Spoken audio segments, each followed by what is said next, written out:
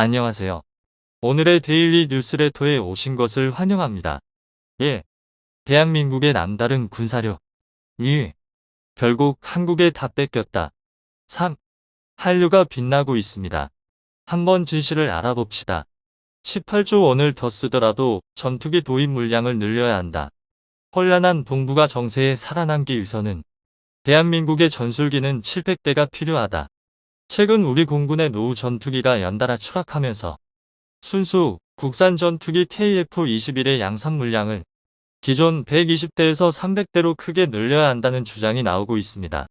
현재 F-35A 60대, F-15K 59대로 이뤄진 120대 규모의 하이급 전력과 KF-21 300대, 또 F-16V 사양으로 개량된 KF-16U 132대로 구성된 430여 대 규모의 미들급 전력을 확보하고 FA-50을 90에서 140대 정도 추가 양산해 최대 FA-50 200대로 통일된 로우급 전력으로 총 700에서 750대 규모의 전술기 전력을 구축해 중국과 일본 등 주변국 공군에 맞대응할 대공군을 만들자는 겁니다. 이런 얘기는 듣기만 해도 가슴이 웅장해지는 이야기입니다. 하지만 이런 주장은 현실적으로 어렵습니다. 바로 예산 때문입니다. 지난 2015년 KF-X 사업이 시작될 때 우리 기술진은 KF-21의 목표 단가를 약 700억 원으로 잡았습니다.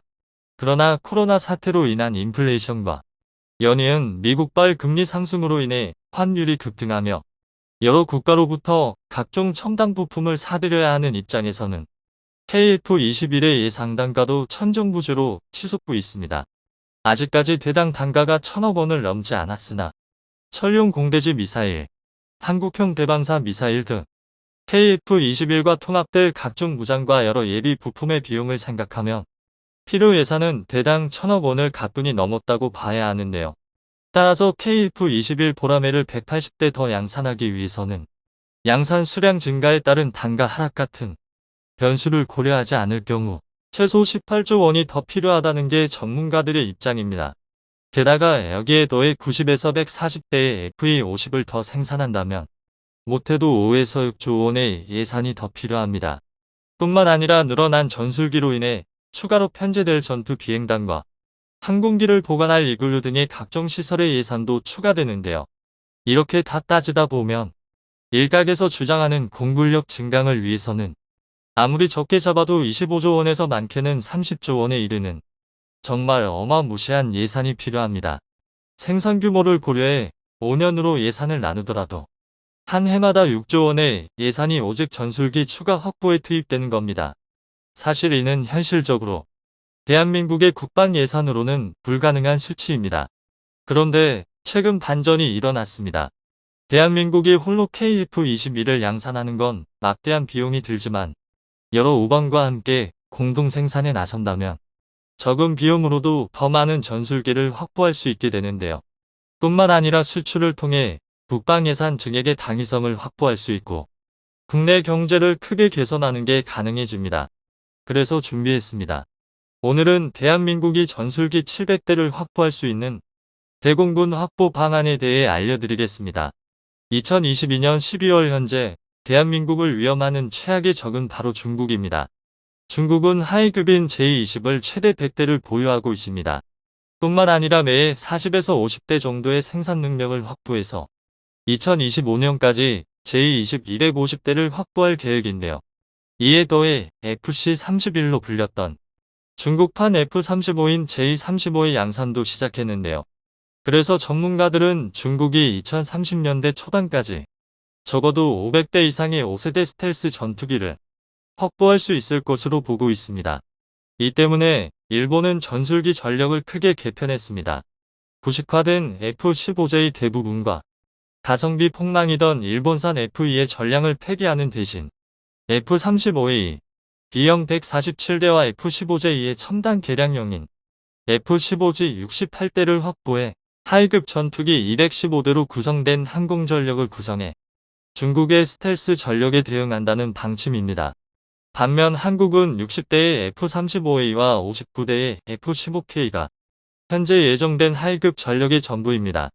추가로 20대의 F-35B가 계획되고 있으나 이는 아직도 확정되지 않아서 사실상 총합 120대의 하이급 전투기로는 500대 이상의 5세대 스텔스기와 수천 대의 4세대, 4.5세대 전투기를 운영하는 중국에 맞서기 어렵습니다.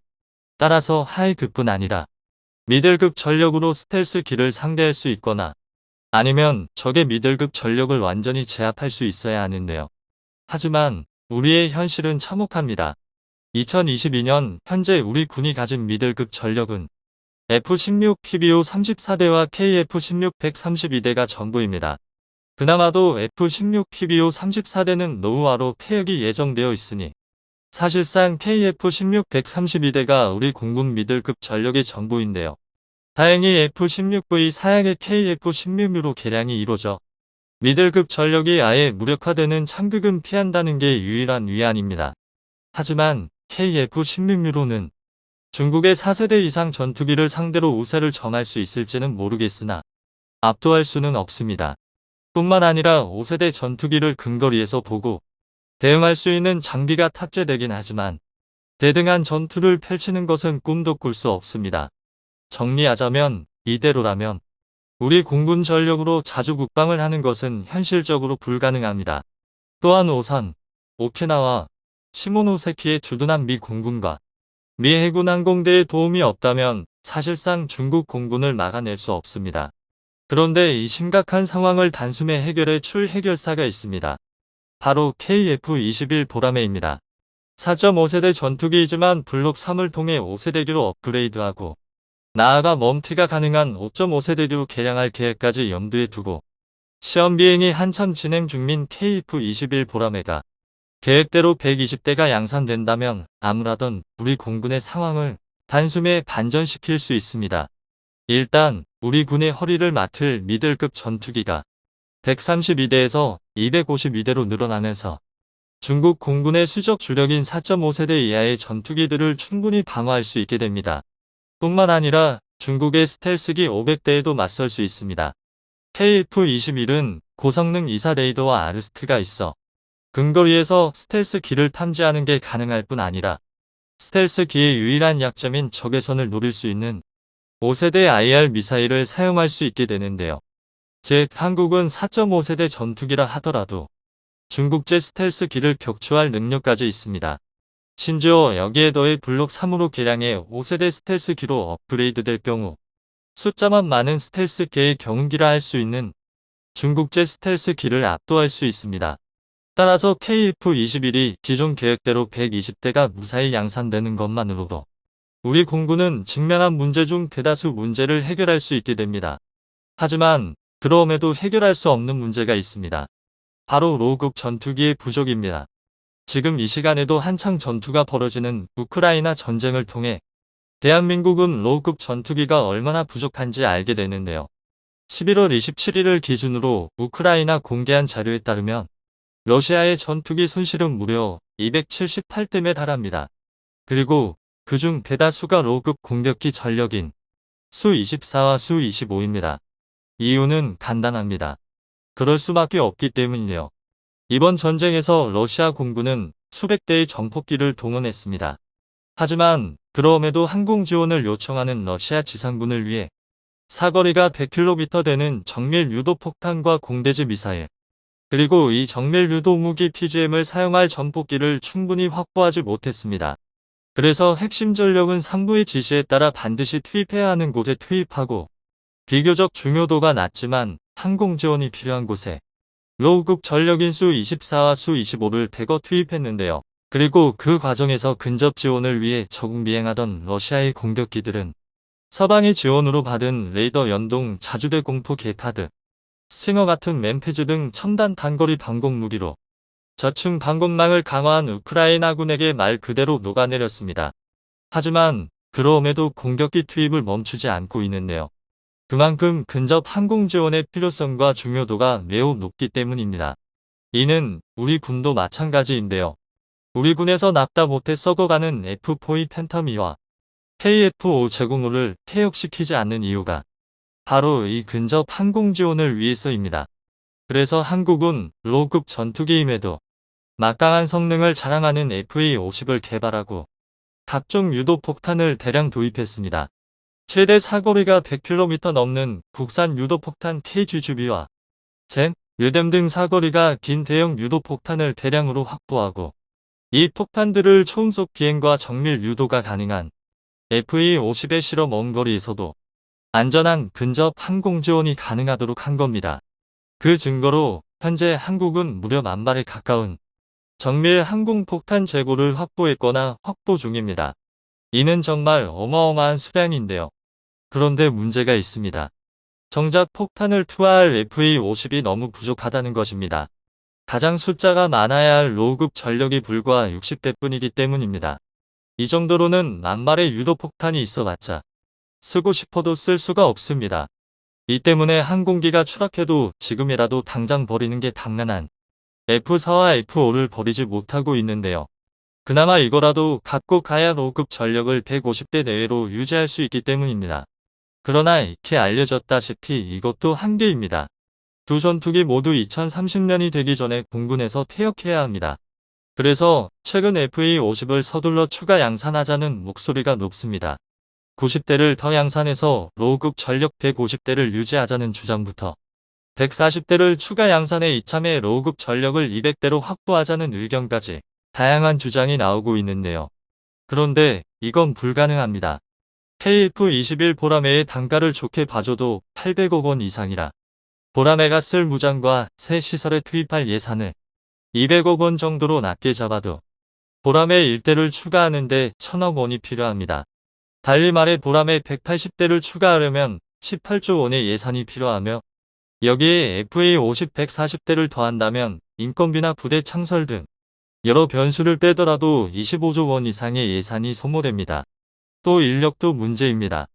최근 병역 자원이 급감하며 공군 역시 직업 군인과 군무원의 비중을 늘리고 있습니다. 당면이 기술 직군인 정비 인력 역시 부족합니다. 아무리 우리 경제가 성장했다고 하더라도 수백 대의 전술기를 추가 양산하면서 이와 함께 늘어날 10,000명 단위의 공군 인력에게 지급할 예산과 또 이들이 사용할 시설을 마련하는 것은 현실적으로 어렵습니다.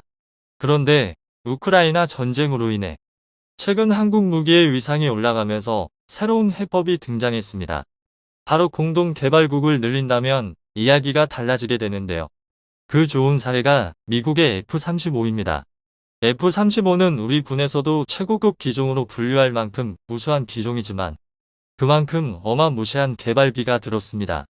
2001년 미 국방부는 F-35의 개발과 양산에 쓸 총사업비를 272조 원이 사용되리라 예측했지만 2022년 현재 F-35의 총사업비는 1조 7천억 달러, 그러니까 우리 돈 2268조 원까지 치솟았습니다. 심지어 아직도 사업비가 불어나고 있는데요. 이는 대한민국의 4년치 정부 예산에 달하는 금액으로 아무리 미국이라 할지라도 감당할 만한 액수가 아닙니다. 그러나 이런 사업비 증가에도 F-35 개발은 결국 성공했고 최근 들어서는 양산 단가가 크게 낮아지고 있습니다. 1대당 가격이 1,000억 원 밑으로 떨어질지 모른다는 희망성민 전망도 있을 정도인데요. 이는 공동개발을 통한 규모의 경제 덕분입니다. F-35 개발에는 미국의 최호반국들이 여러 참여했습니다. 완성된 기체를 타국보다 빨리 구매하는 조건으로 개발비를 보탠 건데요. 이 덕에 미국은 수천조 원에 달하는 사업비를 절감하면서 여러 동맹에게 수백 대의 F-35를 판매할 수 있었습니다. 그야말로 일석이조의 장사를 한 건데요. 그런데 이건 KF-21을 가진 대한민국도 충분히 할 수 있는 일입니다. 미국과 한국이 어떻게 똑같냐 하실 수 있겠지만 그럴 만한 이유가 있습니다. 바로 현재 지구상에서 KF-21을 대체할 4.5세대 전투기가 없기 때문입니다. 또 호주, 폴란드처럼 한국과 군사협력을 강화하고 싶어하는 나라들과 KF-21의 공동 생산을 통해 미후 6세대 전투기의 공동 개발을 진행한다면 적은 비용으로 차세대 전투기를 확보할 수 있습니다.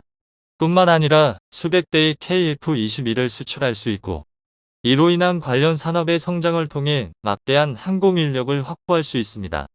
이렇게 되면 낮은 단가로 전투기를 양산하고 남는 예산으로 인력을 유지하고 관리할 수 있게 됩니다. 당연히 국군의 전술기 전력도 크게 늘어날 수 있습니다. 그러니까 결국 방산 수출이 자주국방의 핵심이라고 할 수 있는데요. 부디 우리 정부와 군의 현명한 선택으로 혼란한 동북아 정세를 대응할 수 있는 강력한 공군 전력을 기대하겠습니다. 러시아 우크라이나 전쟁이 장기간 이어지면서 세계 각국이 군비 증강에 열을 올리고 있습니다. 그 가운데 K2 전차, K9 자주포, FA-50 공격기 등 한국 무기가 큰 인기를 끌며 폴란드와의 계약을 시작으로 계속해서 여러 국가와의 새로운 무기 계약 소식이 전해지고 있죠. 최근에는 잠수함 도입 경쟁 역시 치열해지면서 뛰어난 조선 기술을 보유한 한국의 잠수함이 주목받고 있다고 하는데요. 호주에서 잠수함 도입을 위한 경쟁이 벌어졌는데 한국과 미국, 프랑스 3파전으로 좁혀지며 우리 기업들이 다시 한번 승리를 쟁취해낼 수 있을지에 귀추가 주목되고 있다고 합니다. 특히나 현재 미국의 잠수함 건조 능력으로는 호주용 잠수함까지 수용할 여력이 안 됨에도 불구하고 바이든 정부에서 호주 잠수함 초기분을 본인들이 건조하겠다고 나서 비판을 받고 있다고 하는데요. 호주는 현재 스웨덴에서 기술 지원을 받아 건조한 배수량 3,000톤의 콜린스급 잠수함 6척을 보유하고 있습니다. 6척의 잠수함은 1990년대 말부터 2000년대 초에 걸쳐 취역해왔기에 2030년대 초에 수명이 끝날 예정인데요. 이에 호주는 2014년부터 콜린스급 잠수함을 대체할 재래식 잠수함 12척을 도입하기 위해 경쟁을 벌여왔습니다. 지난 2016년 4월 독일, 스웨덴, 일본, 프랑스 4개국 업체들의 치열한 경쟁 속에서 소트핀 바라쿠다급 잠수함을 제안한 프랑스의 라발 그룹이 우선 협상자로 선정됐습니다. 소트핀 바라쿠다급은 프랑스 해군의 차세대 핵잠수함인 바라쿠다급의 재래식 추진 버전입니다. 치열한 경쟁 끝에 프랑스 잠수함이 선정되었으나 여러가지 문제로 호주 국방부와 프랑스 나발 그룹과의 정식 계약은 2019년 2월이 되어서야 체결될 수 있었는데요. 하지만 호주에서 추후 건조할 잠수함의 척당 가격이 우리 돈으로 4조 원이 넘는다는 사실이 알려지면서 큰 논란이 일어났습니다. 그리고 지난 2021년 9월 논란 끝에 결국 프랑스의 날벼락이 떨어지고 말았습니다. 과거 재래식 잠수함 도입 계획을 밝혔던 호주가 핵잠수함으로 방향을 바꾸며 큰 파문을 불러온 것인데요. 호주, 영국, 미국의 앞글자를 딴 오쿠스라는 3국 안보 파트너십을 출범하며 호주가 프랑스와 맺은 잠수함 건조 계약을 취소하고 나섰습니다. 당연히 프랑스는 크게 반발했지만 든든한 동맹국을 만난 호주에게는 통하지 않았습니다. 중국의 위협에 대응하기 위해 미국, 영국의 도움을 받아 핵잠수함을 도입하기로 결정한 것이었죠. 호주는 미국에서 핵잠수함 관련 기술을 이전받아 자국에서 최소 8척의 핵잠수함을 건조할 계획임을 밝혔습니다. 오쿠스 당사자들은 핵잠수함의 재래식 무기만 탑재할 계획이기 때문에 핵 비확산 조약을 위배하는 것은 아니라는 입장을 고수하며 계획을 밀고 나갔습니다. 한편 호주의 조선함은 콜린스급 사업의 오랜 지연, 수상 전투함의 건조 지연 등 사업이 계획대로 진행된 적이 거의 없는데요. 프랑스의 지원으로 건조하려던 잠수함도 제때 건조될지 의문이 제기되던 상황이었습니다. 이에 호주는 콜린스급 6척의 수명 연장 사업을 진행하기로 결정하기도 했었죠. 특히 이번 핵잠수함 사업의 경우 미국의 지원을 받는다고 하더라도 훨씬 복잡한 핵잠수함의 구조 때문에 제대 건조할 가능성이 매우 낮습니다. 이러한 호주의 어려운 상황을 지켜보던 외국 업체들은 호주가 핵잠수함을 도입할 때까지 능력 격차를 해소할 수 있도록 3,000톤급의 잠수함을 제안하기 시작했습니다. 첫 주자는 우리나라였는데요. 지난 2022년 7월 우리나라는 호주에게 잠수함 인도까지 남은 7년 안에 리튬 배터리를 탑재한 3,000톤급의 도산 안창호급 잠수함 기반 첨단 재래식 잠수함 7척을 건조해주겠다 제안했습니다. 또한 기존 계약을 파기당했던 프랑스도 제안에 나섰습니다. 지난 9월 오쿠스에게 등을 찔렸다며 불쾌감을 나타냈던 프랑스 대통령이 호주 해군 능력의 격차를 해소하기 위해 프랑스에서 건조한 재래식 잠수함 4척을 제안했다는 사실이 알려진 것입니다. 이제 호주는 날아가는 콜린스급을 고쳐 쓰느냐, 새로운 재래식 잠수함을 일부 도입해서 핵잠수함이 배치될 때까지 쓰느냐를 결정해야 합니다. 한편 미국에서도 호주의 전력 공백을 메우기 위한 논의가 한창 진행되고 있다고 하는데요. 미국 외신을 통해 바이든 행정부가 중국 해군력 증강에 대응하기 위해 호주가 도입할 잠수함의 초기분을 자신들이 건조하고 호주가 비용을 대는 것에 대해 논의하고 있다는 소식이 전해졌습니다. 미국 측의 제안을 호주가 받아들일 경우 최소한 초기 물량만큼은 호주가 목표하는 2030년대 초까지 공급받을 수 있다는 장점이 있습니다. 그러나 현실적인 문제는 현재 미국의 잠수함 건조 능력으로는 호주용 잠수함까지 수용할 여력이 안 된다는 것입니다. 미 해군은 여러 차례 미국 잠수함 건조체들의 능력이 떨어지고 그 때문에 비용 및 일정이 추가되고 있다고 비판해 왔습니다. 현재 호주는 미국 측의 제안과 우리나라의 제안, 그리고 프랑스의 제안을 검토 중인 것으로 보입니다. 우리 기업들이 또 한 번 호주에서 승리할 수 있을 것인지 귀추가 주목되는 가운데 한국조선업의 독보적인 기술력으로 한국의 승리를 점치는 목소리가 커지고 있습니다. 그와 함께 한국조선 사업 전반에 관한 관심 역시 커지고 있는데요. 여러 뛰어난 기술을 보유하고 있지만 특히나 LNG선 설비 기술은 단연코 우리나라가 최고라고 할 수 있습니다. 다른 나라의 설계 도면을 그대로 보여줘도 못 따라올 정도라고 하죠.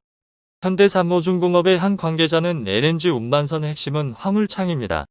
설계 원천 기술은 프랑스 GTT 텍스트럼포트 테크니가스가 갖고 있지만 설비 기술은 단연 우리나라가 최고입니다. 같은 설계 도면을 보고 시공해도 한국을 따라올 수 없는 겁니다.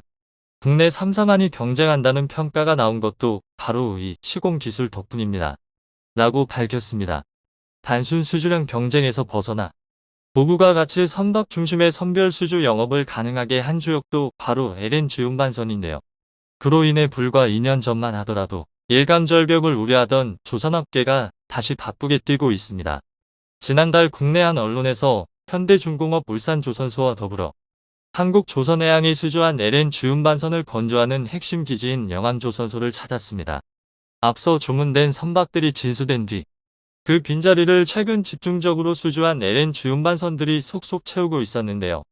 매체는 영암조선소가 2026년 일감까지 이미 확보를 마무리한 상태라고 전했습니다. 기자는 현재 건조되고 있는 LNG 운반선에 올라 선박의 내부 모습에 대해서도 보도했는데요.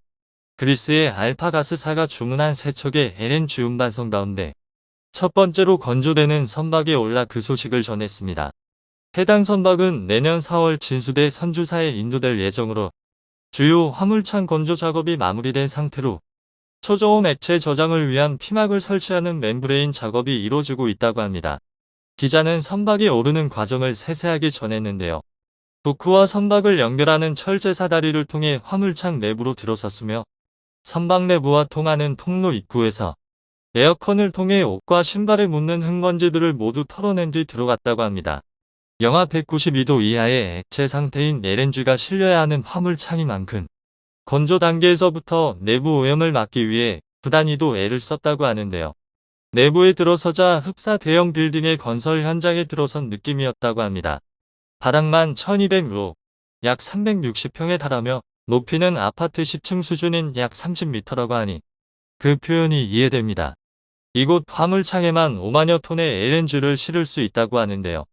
이 선박은 이러한 규모의 화물창 3기를 탑재할 것이며 폭이 좁은 선수엔 소형 화물창을 배치할 예정이라고 합니다. 이렇게 총 4개의 화물창을 탑재하는 선박의 LNG 운반량은 무려 17만 4천 톤에 달합니다. 현장을 안내한 현대산모중공업 책임자는 극저온 상태에서 액화 보관된 LNG가 끊임없이 기체 상태로 되돌아가려는 성질을 지니고 있어 이를 제어하는 기술이 핵심이라고 소개했습니다. 영하 196도 이하를 버릴 수 있는 초고성능 후판으로 만든 스테인리스 주름판으로 가장 바깥을 감싸고 방열 우레탄 폼으로 한 번 더 감쌉니다. 바로 이 감싸는 작업에 경쟁국은 쫓아올 수 없는 한국만의 강점이 숨어 있다고 하는데요. 안정적인 LNG 수송을 위해 필수적인 화물창을 GTT의 설계대로 제작한다고 해도 시공 능력에서 경쟁국과 차이를 보이게 된다고 합니다. 또한 해당 책임자는 현대산모중공업의 핵심은 용접 기술에 있다고 설명했습니다. 현대산모중공업은 얇지도 두껍지도 않게 화물창 전체 이음매가 동일한 강도를 지닐 수 있게 자동화 설비를 구축한다고 하는데요. 과거에는 용접 작업 전체를 사람의 손으로 해야 했습니다. 그 때문에 고숙련된 작업자가 투입되더라도 상당한 시간이 소요될 수밖에 없었는데요. 현재는 자동화되어 자동화 용접 설비가 화물창 벽면을 따라 이동해가며 용접을 반복했습니다. 이렇게 고성능 용접을 전문으로 하는 로봇이 작업을 맡은 뒤로는 선박 건조 기간도 짧아지게 됐다고 합니다.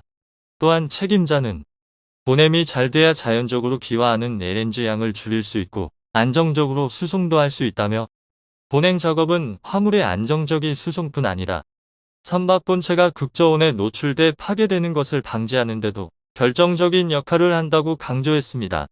현재 현대중공업 그룹을 비롯한 국내 조선업계는 한 척당 100억 원 상당의 로열티를 줄이기 위해 국책사업으로 한국형 LNG 화물창 개발에 도전장을 낸 상태입니다. 한국형 화물창 기술 개발을 완료하면 조선사의 수익성 개선과 건조 비용 감소에 따른 수주 경쟁력 제고를 기대할 수 있기에 많은 이에 관심이 쏠리고 있는데요. 멈추지 않는 기술 개발을 통해 코로나 등으로 세계 시장에서 주춤했던 K건설이 아프리카를 중심으로 초대박을 터뜨렸습니다. 이는 한국이 11개월 전 탄자니아 교량을 완성하면서부터 시작됐다고 외신들은 분석했습니다. 국내 건설업계는 불과 지난해만 해도 해외에서 2년 전보다 감소한 306억 달러의 수주 실적을 올렸습니다. 팬데믹에 따른 글로벌 경기 침체 영향을 감안하면 그나마 선방했다는 평가도 나왔으나 아쉽다는 반응도 쏟아졌습니다. 하지만 올해는 탄자니아 교량 완공을 시작으로 최대 수주처인 중동 시장에서의 수주 개선과 경기 회복에 힘입어 K건설이 다시 세계 최강 건설업의 저력을 발휘할 채비를 마쳤습니다. 이를 방증하듯 여전히 불확실성이 큰 시장 상황에서도 올해 초부터 아프리카, 중동, 유럽, 동남아 등 전 세계 곳곳에서 수주고를 올리고 있습니다. 지난해 초와 비교해봐도 20% 이상 해외 수주가 개선되며 힘찬 도약을 예고하고 있습니다. 그 시작이 된 탄자니아 교량의 경우 GS건설이 탄자니아 최대 경제도시 다르에스 살람에서 성공적으로 공사를 완수한 뉴 셀린더 교량입니다. 특히 탄자니아 도로청이 발주한 이 프로젝트는 GS건설이 탄자니아에서 수주한 첫 번째 교량 프로젝트로 코로나 상황에서도 계약 공기를 준수해 아프리카 시장에서의 추가 수주 발판을 마련했다는 평가가 나옵니다. 탄자니아 매체인 MWA 뉴스에 따르면 GS건설은 2018년 수주한 이후 3년 6개월여 만에 교량을 준공했는데 해당 교량은 탄자니아의 옛 수도이자 최대 경제도시인 다르에스 살람의 교통체증을 성공적으로 완화하고 있다고 보도했습니다. 해당 교량이 중요한 이유는 다르에스 살람의 경우 인도양과 중부 아프리카 내륙을 연결하는 교역이 요충지이기 때문입니다. 특히 탄자니아에 인접하고 있는 우간다, 르완다, 부룬디 등은 대다수가 내륙 국가로 탄자니아 최대 항구 도시인 다르에스 살람은 중부 아프리카의 바닷길을 통한 수출입 산업에서 핵심 지역으로 꼽힙니다. 뉴 셀린더 교량 프로젝트는 탄자니아 경제 중심지인 다르에스 살람의 교통체증 완화 및 도시 내 이동성을 개선하기 위해 추진된 1억 700만 달러 규모의 사업입니다. 마사키 반도와 중심 업무지구 CBD를 직접 연결하는 도시, 우회도로 및 교량 공사로 구성됐습니다. 총 연장 6.23km의 도로 및 교량으로 구분된 프로젝트에서 엑스트라 도주교 익스트레이도스트 브릿지로 설계됐습니다. 엑스트라 도주교는 아무런 구조물이 없는 일반 교량인 거더교와 주탑의 케이블을 연결해 상판을 지탱하는 구조의 교량인 사장교의 장점을 결합한 새로운 형식의 다리입니다. 거더교에 비해 경량화가 가능하고 사장교에 비해 주탑 높이를 낮출 수 있다는 장점이 있습니다. 외신들이 놀랐던 점은 이런 장점도 존재하지만 엑스트라 도주교의 경우 설계 자체도 어렵고 그만큼 공기를 맞추기 어려움에도 불구하고 GS건설은 그것을 해냈기 때문입니다. 이뿐만 아니라 해당 프로젝트가 주목받는 이유는 한국대외경제협력기금이 지프 지원 사업 중 아프리카에서 진행하는 최대 사업이라는 점도 있습니다. 실제 뉴 셀린더 교량 프로젝트 사업비는 전액 한국 EDCF에서 지원되는데 이는 역대 아프리카 최대 규모의 한국 EDCF 지원 사업입니다. EDCF는 개발도상국의 산업화 및 경제발전을 지원하고 한국과 개도국 간 경제교류를 증진하기 위해 1987년에 설치된 정책기금으로 한국수출입은행이 정부 위탁을 받아 운용 및 관리하고 있습니다. 여기에 존 마구풀리 전임 탄자니아 대통령의 주요 공약 사업으로 현지에서도 꾸준히 주목을 받아왔습니다.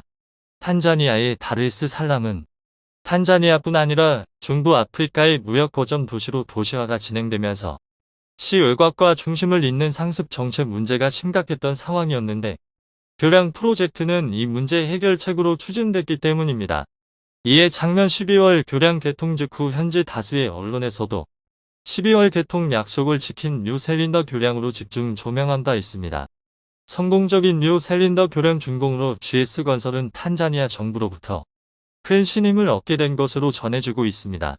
GS건설은 2016년 탄자니아 릴리완자로아르샤 132kV 송변전 공사와 220kV 4개 변전소 확장 공사를 준공하면서 현지에서 선진건설 업체로 위상이 강화되는데 한층 더 견고한 입지를 구축하게 됐다는 설명입니다.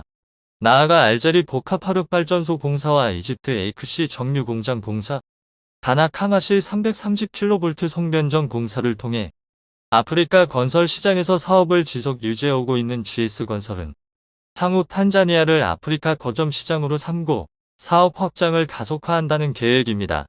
GS건설 관계자는 한국의 EDCF가 아프리카에서 진행하고 있는 최대 사업이자 탄자니아 대통령 공약 사업인 만큼 관심이 높았던 프로젝트로서 계약 공기 내 성공적인 완수로 신뢰도가 높아졌다며 더 나아가 아프리카에서 GS건설의 위상이 높아져 시장 확대에 큰 도움이 될 것이라고 말했습니다. 기분 좋은 소식은 이뿐만이 아닌데 한국철도기술연구원이 위험물 탱크 컨테이너 충돌시험소 인증을 획득해 국내에서도 평가가 가능해졌고 시간과 비용을 아낄 수 있게 됐습니다. 한국철도기술연구원은 캐나다 교통부로부터 위험물 수송 탱크 컨테이너 공인 충돌 시험소 인증을 획득했다고 밝혔습니다. 캐나다, 남아공, 독일, 중국에 이어 인화성 액체, 유해화학 물질과 같은 위험물을 운송하는 탱크 컨테이너의 총들 안전도를 평가하는 세계 6번째 국제 공인 인증기관이 된 것입니다. 그동안 해외 충돌 시험소에서 많은 시간과 비용을 들여 시험을 진행해 오던 국내 탱크 컨테이너 제조사가 국내에서 쉽게 충돌 안전성을 평가받을 수 있게 됐습니다. 또한 최근 코로나로 인한 국제적인 물류 대란으로 국내외 탱크 컨테이너 수요 폭증으로 증가하고 있는 탱크 컨테이너 제조사들의 제품 출시에 큰 도움이 될 것으로 기대됩니다. 탱크 컨테이너 총들 안전도 인증은 캐나다 교통부 위험물 수송을 위한 이동식 탱크에 관한 규정 시사의 비우기에 의해 탱크 컨테이너의 충돌 안전 성능을 공식 인정하는 국제 제도입니다. 탱크 컨테이너에 물을 97% 채워 특정 조건 이상의 충격을 가했을 때 운용에 지장을 주는 영구 변형이나 누수 검사 등 국제 표준 요구사항에 대한 성능을 평가합니다. 한석윤 철도연 원장은 위험물을 운송하는 탱크 컨테이너는 안전성이 최우선이다라며 국제 표준에 따른 시험 절차를 성실하게 적용하여 국내외에서 수요가 증가하고 있는 탱크 컨테이너의 경쟁력 강화와 해외 진출을 적극 지원하겠다고 전했습니다. 그리고 마다가스카르 광산에서도 놀라운 소식이 전해졌는데 한국광해광업공단이 전신인 한국광물자원공사 시절부터 약 2조 3천억 원을 마다가스카르 암바토비 광산에 투자해 연간 7천억 원을 거둬들일 가능성이 높다는 분석이 나오고 있습니다. 그동안 회수한 금액이 338억 원에 불과하지만 최근 윤석열 대통령이 우크라이나 사태로 인해 해외 자산 매각을 전면 재검토하라고 지시하면서 이르면 4년 만에 원금을 회수할 길이 열린 것입니다. 지난 2월 16일 관계부처에 따르면 정부는 글로벌 공급망과 우크라이나 상황 대응 전략을 논의했습니다. 이 회의에서 정부는 매각을 결정했던 공공기관 투자 해외 자산도 공급망 측면에서 중요하면 매각의 적정성을 국익 차원에서 재검토할 것이라고 밝혔습니다. 산업통상자원부에 따르면 지난해 상반기 기준 국내 공기업이나 민간기업, 개인이 지분 투자 등의 방식으로 참여하고 있는 해외 광물자원 개발 사업은 휴강을 제외하고 94개입니다. 이 중 가장 규모가 큰 사업은 세계 3대 니켈 광산인 마다가스카르 암바토비 광산입니다. 광해광업공단의 전신인 광물자원공사는 2006년 이 사업에 뛰어들어 현재 지분을 37.5% 보유하고 있으며 해당 사업에서 생산된 니켈의 절반을 판매할 수 있는 권한을 가지고 있습니다. 아프리카 마다가스카르 섬에 위치한 이 광산은 연간 47,000톤의 니켈을 생산할 수 있고 공단이 이 중 절반인 약 23,500톤을 매각할 수 있는 것입니다. 최근 니켈 값이 일당 약 23,700달러에 달하고 있어 이를 단순 환산하면 매년 6,677억 원을 벌 수 있는 셈입니다. 특히 니켈은 향후 전기차 생산 등에 쓰이는 양극재의 핵심 소재 중 하나로 해마다 니켈 값은 오를 것으로 전망돼 4년 정도면 암바토비 광산에 대한 투자액을 흑자로 전환할 수 있다는 분석이 나오고 있습니다.